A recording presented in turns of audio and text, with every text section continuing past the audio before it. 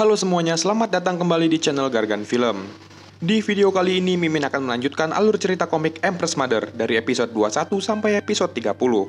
Tanpa perlu banyak basa-basi, langsung aja kita ke alur ceritanya. Episode 21.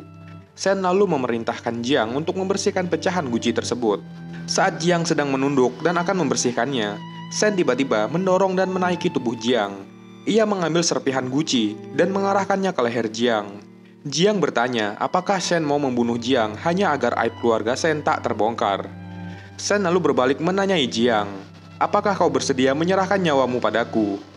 Jiang merasa bersedia karena Jiang menganggap nyawanya adalah milik Shen. Kemudian Jiang meraih tangan Shen dan mengatakan kalau Shen tak perlu repot-repot jika menginginkan nyawanya, karena Jiang bisa membunuh dirinya sendiri jika memang itu kemauan Shen. Dan Jiang mengatakan agar Shen lebih berhati-hati, karena pecahan guci itu dapat melukai Shen sendiri. Shen lalu menyadari jika pecahan guci itu memang sedikit melukainya. Tak lama kemudian Jiang secara perlahan mengambil pecahan guci itu, meraih jari Shen yang berdarah dan menghisap lukanya. Setelah melakukannya, Jiang dengan muka memelas mengatakan pada Shen untuk jangan khawatir, karena ia tak akan memberitahu siapapun tentang apa yang ia lihat barusan. Ia saat ini tak ingin mati karena masih ingin hidup untuk melayani Shen. Saat melihat tatapan mata Jiang, Shen merasa jika tatapan tersebut sama seperti tatapan matanya dahulu saat memohon pada Kaisar Shiwuji.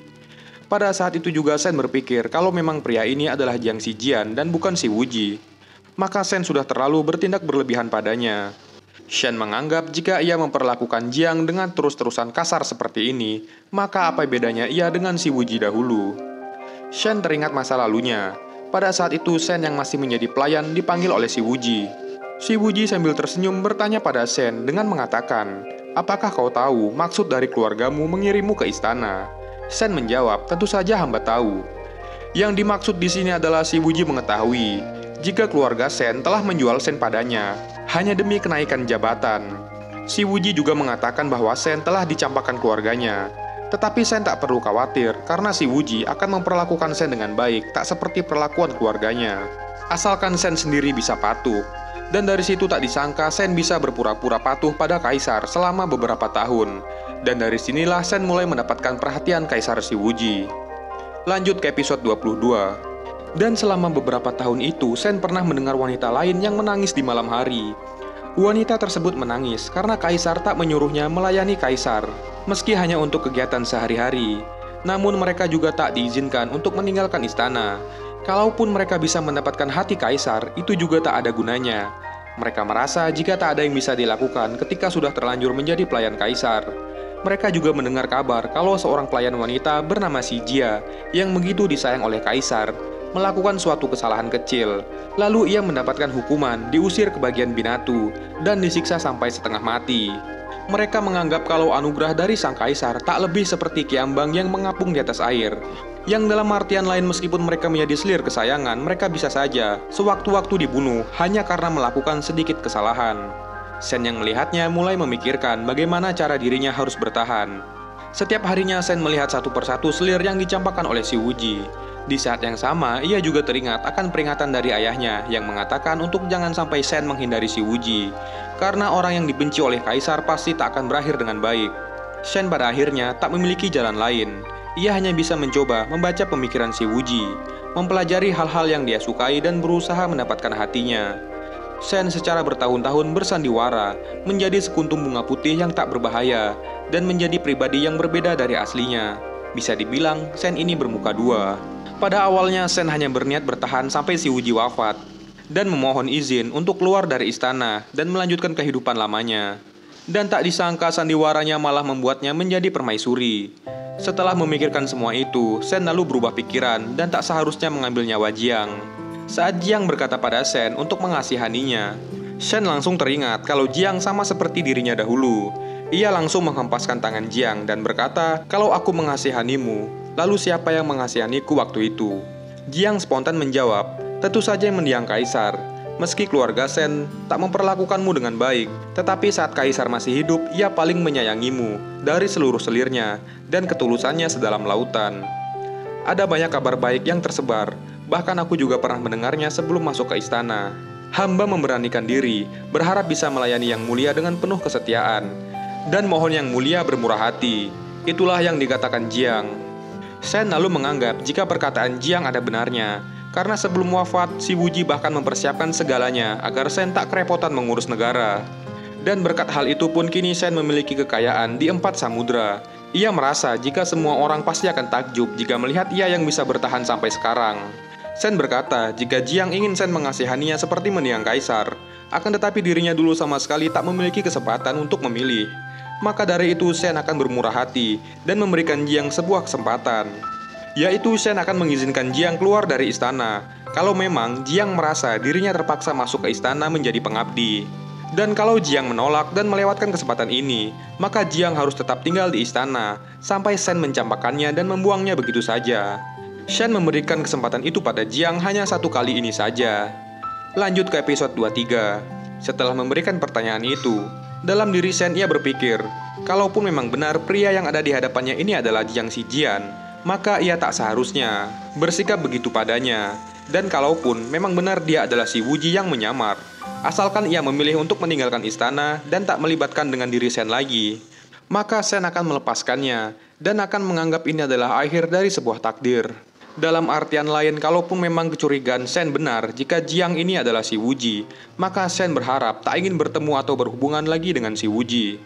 Sebelum menentukan pilihannya, Jiang justru menanyakan tentang bagaimana nasib orang-orang yang telah dicampakkan oleh Shen. Shen menjawab jika orang-orang tersebut telah rugi karena menyia-nyiakan kesempatan untuk hidup mewah di istana. Dan nasib mereka yang telah keluar dari istana tentu saja sama dengan nasib saat sebelum masuk ke istana. Jiang juga bertanya apakah jika setelah keluar dari istana masih bisa menjadi pejabat kerajaan dan masih memiliki kesempatan untuk bertemu dengan Shen lagi. Shen menjawab jika itu tentu saja, asalkan Jiang bisa menciptakan prestasi, kerajaan tentu memerlukan seorang pejabat Jiang. Setelah mendengarnya, pada akhirnya Jiang memutuskan untuk tetap tinggal di istana.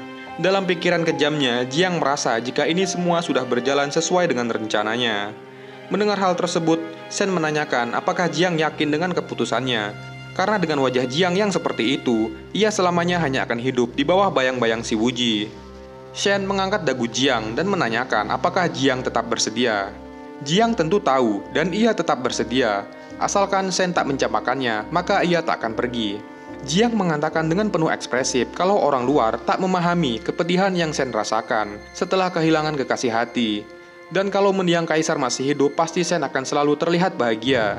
Dan Jiang berharap kalau ia bisa menemani Shen. Namun itu hanya perkataan luarnya saja, karena sebenarnya yang diinginkan oleh si Wuji sebenarnya ingin menarik Shen ke dalam neraka bersamanya. Dan ia pandai menutupi niat jahatnya dengan raut wajah tak bersalah miliknya. Shen sangat kagum dengan kalimat yang dikeluarkan oleh Jiang. Ia mengatakan, akan tetapi mendiang kaisar sudah tidak ada, dan bagaimana jika kau saja yang menggantikan dia membahagiakan diriku? Shen dengan penuh nafsu secara perlahan membuka baju Jiang dan berkata kalau mulai saat ini Jiang tak bisa mundur dari keputusan yang telah ia buat. Kali ini Jiang hanya bisa pasrah dan berkata kalau dia bersedia. Shen juga mengaku kalau dirinya bukan orang yang baik dan ia juga sangat egois. Melihat Jiang yang memiliki wajah seperti itu, bagaimana mungkin Shen bisa memperlakukannya sama seperti yang lainnya? Saat akan mengunboxing tubuh Jiang, dalam benaknya ia berpikir, entah orang yang sekarang masih belum mengetahui kejamnya dunia, saat mengingat kembali saat ini, bisa menyesal atau tidak. Akan tetapi itu tidak penting, karena sudah membuat pilihan seperti ini maka harus menanggung segalanya. Shen pun mencium Jiang, dan tak memperdulikan jika mereka melakukannya di atas lantai. Lanjut ke episode 24. Shen tetap tak berani dengan tulus memberikan hatinya. Dia takut kalau suatu saat dirinya ketahuan, atau salah menebak pemikirannya, yang kemudian membuat kaisar marah dan memberi hukuman penggal. Bahkan bagi Shen, rasa sayang yang dia dapatkan hanya sebagai ilusi, tak bisa memberikan ketentraman hati untuknya. Shen juga tak pernah masuk ke dalam hati si Wuji. Dibandingkan kekasih hati, Shen lebih seperti sebuah pajangan atau mainan. Tetap memang harus Shen akui, Shen tak pernah membuat si Wuji kecewa. Hanya saja pada awalnya, perbedaan status dan sifatnya yang sulit ditebak menakdirkan mereka tak bisa bersama sampai akhir. Semua rasa sayang dari kaisar bisa dia dapatkan karena Shen patuh dan menurut. Shen berpikir kalau memang Jiang sebenarnya adalah si Wuji, maka Shen akan mencari kembali penyesalan dan perasaan tak terima yang ia rasakan dahulu dan membuatnya tunduk pada Shen. Shen akan membiarkan Jiang merasakan semua perasaan yang pernah ia rasakan. Karena semakin terbawa suasana, mereka berdua pun melanjutkan kegiatan mereka hingga bercocok tanam di lantai. Sementara itu di luar ruangan, Shin yang akan menemui Shen dihentikan oleh Dayang yang menginfokan. Setelah Ibu Su pergi, Shen meminta Jiang untuk tetap tinggal, dan saat ini suasana hati Shen pasti sangat tidak baik. Shin lalu memutuskan untuk menunggu di luar. Ternyata percakapan itu terdengar oleh mereka. Keduanya pun memutuskan untuk menghentikan kegiatan cocok tanam mereka. Shen bertanya, apakah ini pertama kalinya bagi Jiang? Dan Jiang mengiyakan pertanyaan itu. Pantas saja Shen merasa kalau Jiang masih belum cukup mahir melakukannya. Shen lalu menyuruh Jiang merapikan diri dan segera pulang. Jiang diperintahkan agar mulai besok tak perlu datang lagi ke aula pemerintahan. Setelah mengatakan semua itu, Shen lalu menyuruh Shin untuk masuk. Dan saat perjalanan menuju pavilionnya, Jiang yang sedang berjalan bersama Dayang mengatakan kalau Shin sepertinya sangat penting bagi Shen. Si Dayang menjawab kalau Shin bukan hanya menjadi ketua pengurus istana Changxin, tapi dia juga bertanggung jawab memeriksa seluruh pejabat dan ketua departemen pengurus yang menjalankan tugas rahasia. Setelah mendengarnya, si Wuji merasa kalau Shin sudah menjalankan tugasnya dengan baik. Akan tetapi ia penasaran akan bertahan berapa lama kesetiaan Shin pada Shen. Dan Jiang dengan penuh semangat akan membuat Shen tahu apa itu yang disebut mahir. Lanjut ke episode 25. Tepatnya di aula pemerintahan, Shin menginfokan kalau Jenderal Song menolak permintaan Shen yang akan memindahkan Su Pan keluar dari ibu kota dan dikirim ke Jinan untuk melawan para bandit. Sekedar informasi, Su Pan adalah prajurit bawahan Jenderal Song yang sangat terampil. Shin juga menginfokan kalau Jenderal Song ingin Shen datang ke rumahnya dan membujuknya agar ia mau melepaskan Su Pan. Shen dengan tersenyum langsung mengetahui maksud dan tujuan Song yang hanya ingin dirinya bisa ditiduri oleh Song. Shen lalu menanyakan bagaimana pendapat Shin. Shin merasa kalau Su Pan adalah orang kepercayaan Jenderal Song. Perintah Shen yang mencabut hak militer dan menyuruhnya menghadapi pemberontakan pasti sudah ditebak oleh Jenderal Song kalau niat Shen yang sesungguhnya adalah untuk melakukan pembagian hak. Dalam benaknya, Shen menganggap kalau tak membiarkan Jenderal Song menikmati sedikit rasa manis, mungkin dia tak akan melepaskan orang itu dengan mudah. Shen menyarankan kalau Shen ingin Song berkompromi kali ini, sebaiknya Shen pergi menemuinya, dan Shen akan mempertimbangkan hal tersebut. Akan tetapi, Shen merasa kalau ia tak bisa selalu menuruti keinginannya. Shen lalu mengalihkan pembicaraan. Ia mendengar kalau ibu negara Shu datang ke istana. Shin menyarankan agar Shen tak memasukkan ke dalam hati mengenai semua ucapan ibu Shu. Karena bagaimanapun ia hanya memiliki jabatan sebagai ibu negara saja, dan hal tersebut tak akan bisa membuat masalah besar. Dan Shin juga sedikit menghibur Shen dengan mengatakan kalau Pangeran Yuan tetap peduli pada Shen. Hal itu bisa dilihat saat Yuan meminta orang untuk membuatkan pakaian untuk kucing Shen. Shen merasa kalau Yuan masih kekanak-kanakan dan menganggap ia masih belum bisa campur tangan mengenai masalah keluarga Shen. Shen lalu memerintahkan Shin untuk mencari tahu siapa yang memberikan plat kekuasaan pada Ibu Shu, sehingga ia bisa masuk ke istana sesuka hatinya. Shen tak bisa membiarkan perkara ini karena jika orang tersebut bisa membuat Ibu Shu masuk ke istana, maka suatu hari mungkin akan datang menyerang istana. Segera cari tahu siapa orangnya dan berikan hukuman berat. Itulah yang diperintahkan oleh Shen. Tak lupa Shen juga memerintahkan Shin agar mencari seseorang untuk membandingkan tulisan laporan yang dibuat oleh Jiang dan apakah ada kesamaan dari tulisannya. Shin bertanya apakah Shen masih meragukan pengabdi Jiang. Shen menganggap meski orang yang telah mati tak bisa hidup kembali dan sampai kini dia masih belum membuat kesalahan, akan tetapi Shen memiliki firasat. Fisik Jiang Zijian tak berubah tetapi jiwanya telah berubah. Shin bertanya apakah dirinya perlu melakukan sesuatu. Shen merasa itu tak perlu, dan kalaupun memang benar jika Jiang ini sebenarnya adalah reinkarnasi si Wuji, maka itu tetap adalah urusan antara Shen dengannya. Karena Shen merasa kalau waktu bisa menunjukkan isi hati seseorang, dan Shen sendiri yang akan membongkar penyamaran si Wuji. Bisa diketahui kalau Shen saat ini telah yakin pada firasatnya kalau Jiang ini sebenarnya adalah si Wuji, dan Shen mulai sekarang akan membongkar penyamarannya dengan caranya sendiri. Kemudian cerita berlanjut di kediaman keluarga Shen. Terlihat sebuah pintu yang ditutup oleh seseorang. Ia mengatakan pada para dayang kalau ibu sedang sakit dan tak boleh terkena angin. Dan seseorang yang memberikan perintah itu bernama Shen Wen-er, atau adik kandung dari Shen Tanchao. Ia telah mengurung ibu Shu di dalam ruangan agar tak bisa membuat onar lagi. Wei Er merasa kalau dulu ibunya mengirim kakaknya ke istana pada situasi seperti itu, maka ia pasti tahu akibatnya akan seperti ini. Ia kembali menegaskan bahwa Shen Tanqiao sekarang adalah ibu suri yang menjadi wanita pemimpin dunia. Ibu Shu hanya terdiam mendengarnya. Wei Er lalu beranjak pergi meninggalkan ibunya. Ia berniat pergi ke istana karena penasaran setelah mendengar berita tentang seorang pria yang telah membuat kakak perempuannya itu tergila-gila. Lanjut ke episode 26. Tepatnya di pavilion Shuiyue. Yunyu sedang menguping seorang pelayan yang memberi Jiang sebuah cairan embun es penyembuh luka yang dihadiahkan oleh ibu suri Shen. Yunyu sangat merasa kesal karena ia menganggap Jiang sekarang menjadi kesayangan ibu suri berkat barang berharga miliknya yang direbut oleh Jiang. Saat Jiang sedang mengoleskan cairan obat itu, Yunyu datang dan mengatakan kalau ada orang yang sedang dalam bahaya tetapi sama sekali tak menyadarinya. Jiang hanya diam saja sembari menunjukkan tatapan sinis pada Yunyu yang semakin membuatnya kesal. Yunyu yang marah-marah terus mengomeli Jiang dengan mengatakan mau sampai berapa lama Jiang akan menyombongkan diri.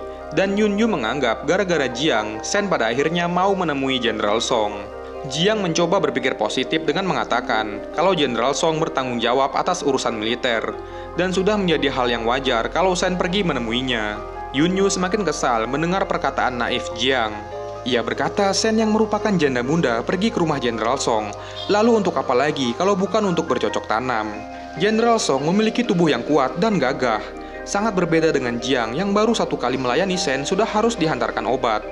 Setelah Shen mengetahui betapa nikmatnya bercocok tanam dengan Jenderal Song, pasti dia akan segera melupakanmu. Kau sekarang berada dalam bahaya karena setelah Jenderal Song naik pangkat, maka ia pasti akan membuat perhitungan denganmu. Itulah yang diucapkan oleh Yunyu. Ia mengucapkan semua itu tak lain hanya untuk menakut-nakuti Jiang. Setelah mendengarnya, Jiang hanya terdiam. Ia lalu berdiri dan menanyakan, bagaimana Yunyu bisa tahu tentang Shen yang akan pergi ke rumah Jenderal Song. Yunyu berdalih jika seluruh istana telah mendengar berita tersebut. Jiang lalu kembali menekan Yunyu karena ia menyadari justru Yunyu lah yang tak ingin Shen menemui Jenderal Song. Dan Jiang juga mengetahui maksud Yunyu yang sebenarnya adalah agar Jiang yang turun tangan menghentikan Shen yang akan pergi menemui Jenderal Song. Yunyu langsung terdiam setelah merasakan aura Jiang yang begitu kuat. Namun pada akhirnya Jiang hanya menyuruh Yunyu pergi karena dirinya akan beristirahat. Kemudian Yunyu berpikir kalau Shen tak suka dengan pengabdi pria yang mencampuri urusan pemerintahan. Dan kalau Jiang buru-buru menemui Shen dan menghalanginya, pasti Jiang akan mendapatkan masalah besar. Kalau karena hal ini Shen jadi membenci Jiang dan juga tak jadi menemui Jenderal Song, maka itu akan menjadi sekali mendayung 2-3 pulau terlewati. Yunyu sangat senang dengan kejeniusannya itu. Yunyu selalu menganggap kalau Jiang hanya baik di luarnya saja, sedangkan di dalam ia adalah seorang pria yang sangat licik. Di saat yang sama rupanya Jiang juga memikirkan hal yang sama, di mana ia mengharapkan kalau Yunyu yang justru akan turun tangan. Cerita berlanjut di keesokan harinya. Yuan An bertanya pada Jiang saat neneknya masuk ke istana apakah dia menindas ibundanya lagi. Yuan memaksa Jiang, dan kalau Jiang tak mau menjawab, maka Jiang akan mendapatkan hukuman karena dianggap telah membohongi kaisar. Lanjut ke episode 27. Untuk menjawab pertanyaan dari Yuan, Jiang hanya menjawab kalau Shen akhir-akhir ini memang sedikit bersedih. Yuan lalu mengatakan mengapa Jiang masih diam saja dan tak memanfaatkan kesempatan untuk mendekatkan hubungan. Yuan terus memaksa Jiang untuk segera menghibur ibundanya. Yuan juga tahu dari Yunyu mengenai Shen yang akan menemui Jenderal Song. Jiang berkata kalau Jenderal Song adalah orang yang kuat dan gagah, maka dia pasti bisa mendapatkan hati Shen. Yuan semakin kesal pada Jiang karena Jiang tak mau berusaha lebih untuk mendapatkan hati Shen dan menghentikannya pergi menemui Song. Yuan sangat cemas dengan hal tersebut. Ia berpikir padahal ibundanya pernah berjanji padanya untuk tak menemui Song. Lalu mengapa ibunya mengingkari janji tersebut? Yuan menganggap pasti Jenderal Song memakai cara kotor. Jiang mengatakan dirinya tak berhak mencampuri urusan Shen dan Jenderal Song, apalagi urusan tersebut menyangkut urusan negara, dan ia tak bisa berbuat apa-apa. Setelah mendengar perkataan Jiang, Yuan baru teringat kalau mengenai masalah kerajaan, dirinya bisa mencari Adipati Zhou. Dan pada saat itu juga Yuan melihat sebuah harapan. Yuan kembali mengingatkan Jiang agar tak boleh menganggap Jenderal Song sebagai teman. Dan kalau mendengar sesuatu tentang dia, maka Jiang harus memberitahukan pada Yuan. Jiang mengiyakan permintaan tersebut. Sementara itu di istana Changxin, Adipati Zhou mengatakan pada Shen bahwa ini bukanlah ide yang bagus, karena ia menganggap masih banyak cara selain Shen harus pergi ke kediaman Jenderal Song. Namun Shen merasa jika ini adalah cara yang terbaik. Zhou merasa Shen tak perlu menurunkan martabatnya dan menjadikan dirinya sendiri sebagai umpan. Shen mengatakan kalau Jenderal Song adalah orang yang akan memakai segala cara untuk mendapatkan keinginannya. Dan kalau tak memenuhi keinginannya, maka dia tak akan pernah berhenti. Selama beberapa tahun selalu begitu. Dan suatu hari nanti, kita pasti bisa mengambil alih kekuatannya. Rupanya Kaisar Kecil Yuan-an telah memohon pada Zhou untuk menasehati Shen agar membatalkan niatnya untuk pergi ke kediaman Jenderal Song. Shen menganggap jika selama itu tak menumpahkan darah, lalu untuk apa harus bersusah payah. Zhou lalu menahan langkah kaki Shen. Ia memegang tangannya dan mengatakan kalau ia bisa melindungi Shen. Lanjut ke episode 28. Shen sangat terkejut dengan perkataan Zhou. Ditambah lagi, Zhou sangat bersikeras karena ia mengetahui Shen dulunya terpaksa memasuki istana. Sejak saat itu, ia selalu ingin mengeluarkan Shen dari gua harimau ini. Dahulu, ia hanya memiliki niat dan tak memiliki kemampuan. Namun sekarang, bagaimana mungkin dirinya akan membiarkan Shen akan masuk ke gua harimau untuk kedua kalinya? Kalau Shen masih ragu untuk memutuskan, Zhou bahkan rela menjadikan nama Zhou Jiuhan yang telah melarang Shen menemui Song. Namun Shen tetap merasa bahwa dirinya hanya akan masuk dan keluar dari kediaman Jenderal Song, dan itu bukanlah masalah yang besar bagi kekaisaran. Dan Shen menganggap sikap Zhou sudah tak pantas. Secara mengejutkan, Zhou mendekati Shen dengan mengatakan kalau hari ini ia ingin bersikap tak pantas. Zhou menganggap dirinya sudah menahan diri sangat lama, dan tak akan melewatkan kesempatan ini seperti dulu. Dan ia juga sempat menyinggung tentang pembatalan perjodohan yang dilakukan keluarga Shen. Zhou yang selama ini berdiri di sisi Shen sebagai seorang kanselir, ternyata ia juga selalu berharap suatu hari nanti ia bisa berbagi ranjang dan juga berbagi pemikiran dengan Shen. Pada akhirnya, Shen pun merasa kalau dinding pembatas di antara mereka pun pecah, yang dimana Zhou pun mengeluarkan isi hatinya. Shen berkata kalau status dan jabatan mereka saat ini berbeda, dan karena hal itu pun mereka tak akan mungkin bisa bersama. Namun Zhou bersikeras ingin tetap mencobanya. Shen mengkhawatirkan tentang nama baik dan jabatan Zhou yang selama ini cukup dipandang baik di istana. Dan Shen tak mau hanya karena hubungan gelapnya dengan Shen, status dan jabatan Zhou akan hancur seketika. Zhou tetap tak memperdulikan semua dan ia akan tetap mencobanya. Shen mengingatkan jika ia bukanlah Shen Tanchou yang dulu Zhou kenal. Shen yang dulu merupakan wanita polos dan baik sekarang adalah ibu suri yang genit dan memiliki banyak selir pria. Zhou tak sedikit pun merubah keputusannya. Ia berkata bahwa perasaannya pada Shen selamanya tak akan pernah berubah. Zhou tak mempermasalahkan dengan harem yang dibuat oleh Shen. Ia bersedia menjadi pedang bagi Shen, dan bahkan ia juga rela tak menikah seumur hidupnya hanya untuk melayani Shen. Shen berkata kalau Zhou tak perlu melakukan semua itu, karena ia telah melepaskan masa lalunya. Dan Zhou tak perlu memikirkannya lagi. Akan tetapi Zhou menganggap kalau Shen sebenarnya masih memiliki perasaan padanya, tetapi tak berani mengambil langkah duluan. Maka dari itu, Zhou pun memutuskan untuk mengambil langkah yang bisa dibilang cukup nekat. Ia akan berjalan keluar dengan keadaan baju setengah terbuka. Dan jika seluruh istana melihatnya dengan kondisi seperti itu, maka status dan nama baiknya pastilah akan hancur. Dan karena hal itu, maka Zhou menganggap Shen tak akan memiliki alasan lagi untuk menolaknya. Lanjut ke episode 29. Shen sangat terkejut dengan perbuatan Zhou. Setelah melihat Zhou yang sangat serius, Shen lalu mengatakan setelah pengalaman menemani raja selama beberapa tahun, Shen tak ingin lagi memiliki hubungan yang tak ada artinya lagi. Dan para selir yang melayani Shen hanyalah hiburan di waktu luang. Shen tak bisa memberikan apa yang Zhou inginkan, karena ia sudah bukan lagi gadis muda yang akan tersipu malu hanya karena genggaman tangan dan tatapan mata. Untuk masalah ranjang, Shen merasa memiliki banyak trik yang tak akan bisa diterima oleh Zhou. Zhou masih saja bersikeras dan mengatakan kalau mereka bisa, maka aku juga pasti bisa. Shen dengan cepat langsung membuktikan perkataannya. Ia mendorong Zhou ke atas ranjang, menindihnya. Dan Shen berkata kalau ia menyukai banyak pria dan ia juga menyukai pria yang penurut. Shen terus memainkan tangan genitnya dan mengelus dada Zhou dan mengarah ke rudalnya. Saat Shen bertanya apakah Zhou bisa menerimanya, Zhou yang malu itu pun menjawab dengan nada terpaksa kalau ia bisa menerimanya. Meskipun Zhou dapat menerimanya, tapi tidak dengan Shen. Shen tak bisa menerima Zhou yang memiliki reputasi sangat bagus di istana, dan secara tiba-tiba menjadi seorang pengabdi hanya demi dirinya. Shen tetap memberatkan tentang keluarga dan latar belakang Zhou. Shen tak mau mengotorinya. Dan pada akhirnya Zhou pun menyerah. Ia setuju dengan perkataan Shen yang menyinggung tentang keluarganya, dan Zhou tak ingin keluarganya kecewa. Shen menganggap kalau hubungannya dengan Zhou saat ini sudah cukup baik. Shen berharap Zhou tetap menjadi kanselir Zhou yang banyak dihormati orang, dan bisa menghadapi semua masalah di masa depan bersamanya. Sementara Shen sendiri akan tetap menjadi ibu suri yang mengendalikan kerajaan dari balik tirai, dan akan selalu berbuat seenaknya. Suatu saat nanti ia akan mewariskan tahta ini kepada Yuan An, sementara ia tetap bisa menikmati kehidupannya yang mewah dan bermartabat. Shen tetap menganggap kalau Zhou selalu memiliki tempat yang istimewa di dalam hatinya. Shen lalu memerintahkan Zhou merapikan pakaiannya dan keluar dari istana Changxin. Shen mengatakan semua itu dengan sedikit air mata yang menetes. Lanjut ke episode 30. Zhou lalu berkata kalau suatu saat Shen berubah pikiran maka dirinya akan siap melayani kapan saja. Zhou dulu selalu mengira Kaisar dan permaisuri saling mencintai, dan mengira kalau Shen masuk ke istana atas keinginannya sendiri. Namun saat Shen Weiran memberitahu Zhou tentang apa yang sebenarnya terjadi, dia baru tahu kalau ternyata Shen Tancao terpaksa menikah dengan Kaisar. Pada saat itu, si Wuji memerlukan dukungan para menteri, membantunya mendamaikan negara. Dia ingin ada wajah baru di kementerian untuk melawan menteri yang korup. Pada saat itu, Zhou tak bisa menyerang secara langsung dan hanya bisa menyimpan perasaannya di dalam hati. Ia membantu si Wuji membuat rencana dan mendapatkan kepercayaannya. Karena Shen tak bisa mengandalkan keluarganya, maka Shen pada waktu itu menjadikan Zhou tempat bersandar. Dan Zhou sangat tidak menyangka kalau nasib Shen sekarang akan menjadi seperti ini.